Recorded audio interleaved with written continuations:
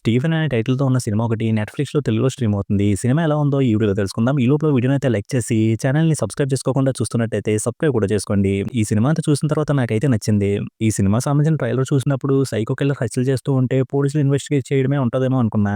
కానీ cinema start అయిన తర్వాత ఫస్ట్ 10 నిమిషాల్లోనే అవన్నీ అయిపోయినాయి. కిల్లర్ 9 మంది అమ్మాయిల్ని హత్య చేశాడు. ఆ విషయం పోలీసులకు తెలిసి పట్టుకోవడానికి వెళ్ళే లోపలనే కిల్లరే వచ్చి లొంగిపోయాడు. అలా లొంగిపోయిన తర్వాత ఇదంతా ఎందుకు చేశాడు? అతను అలా అవ్వడానికి గల కారణాలేంటి? అనే విషయాల గురించి సినిమాలో తెలుసుకుంటా ఉంటారు.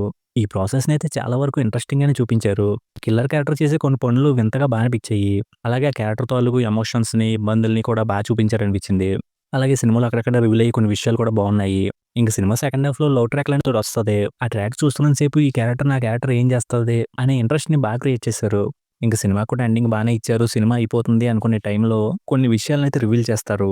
ఆ విషయాలైతే కొంచెం షాకింగ్‌గా, చాలా ఇంట్రెస్టింగ్‌గా అనిపించాయి. ఇంక తర్వాత సినిమాకి పార్ట్ 2 లీడ్ కూడా తీసుకున్నారు. అది కూడా ఎక్సలెంట్‌గా అనిపించింది.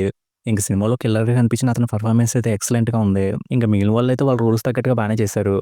ఫైనల్‌గా ఈ సినిమాలో ఒక కిల్లర్ హత్యలు చేసి పోలీసులు దొరికిపోయిన తర్వాత అతను హత్యలు ఎందుకు చేశాడు? అతని బ్యాక్ స్టోరీ ఏంటి? ఎలాంటి సిట్యుయేషన్స్ ఫేస్ చేశాడు?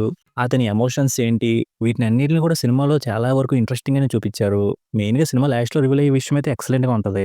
ఇలాంటి ఓ సినిమాని చూస్తున్నామని గనక ఈ సినిమాని చూస్తే ఈ సినిమా బావుంటది. ఇంక సినిమాలో ఎలాంటి అడల్ట్ కంటెంట్ లేదు కాబట్టి ఈ సినిమాని ఫ్యామిలీతో కూడా చూడొచ్చు. ఇక ఈ సినిమాకి నేనిస్తున్న రేటింగ్ అయితే 3.5 ఔట్ ఆఫ్ 5. ఇంక వీడియోని క్లోజ్ చేసే ముందు వీడియోని లైక్ చేసి ఛానెల్‌ని సబ్స్క్రైబ్ చేసుకోకుండా చూస్తున్నట్టయితే సబ్స్క్రైబ్ కూడా చేసుకోండి.